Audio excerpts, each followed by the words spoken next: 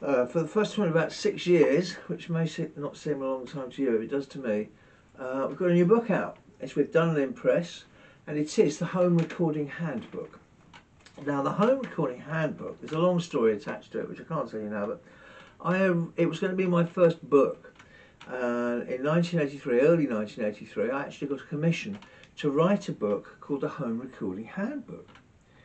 Due to a series of complications, which involved a bounced cheque, a publisher who I think was probably a nice man but happened to fall in love on a train with a woman he'd never met and decided to elope to another country with her.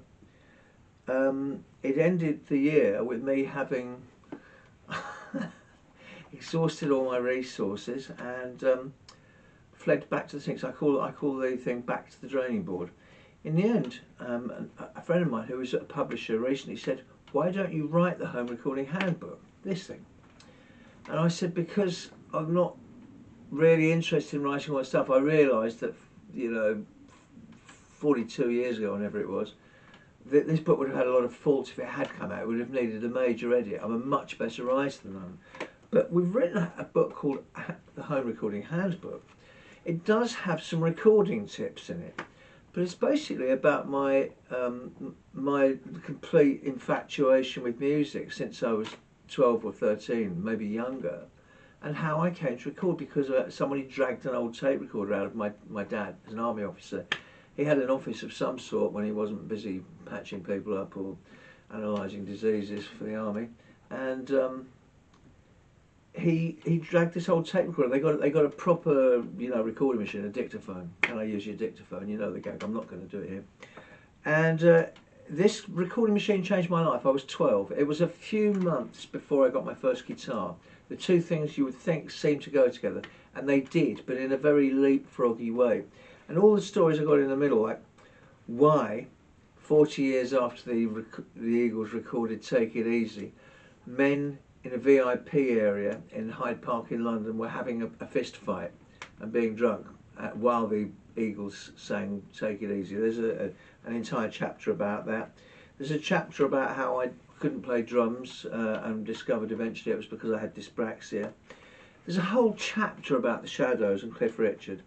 There's a chapter about being in Berlin with Christo. Not that I met him, but I busked in front of the Reichstag, which this very famous Bulgarian artist had then covered in what looked like baker foil. It wasn't. It was much heavier stuff, the kind of stuff you used to get coal in, silver sacks. And so it's full of chapters like that. There's about 30 short chapters, so it's a good bedside if you've got bad reading habits or toilet book. You bang it in the bog there, and as men do sometimes, and it lasts for the duration of whatever you're trying to do, providing you've got enough hands free, and it's a good bedside book. Yeah, I'd recommend it. It's not too expensive for a book, and of course it's me writing it.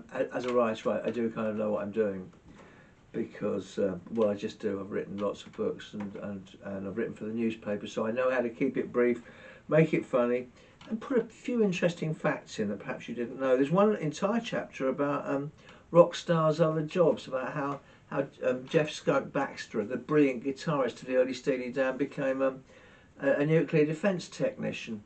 How Sterling Morrison became a riverboat captain, and how the Rose from the Incredible String Band became the mayor of Aberystwyth and an academic.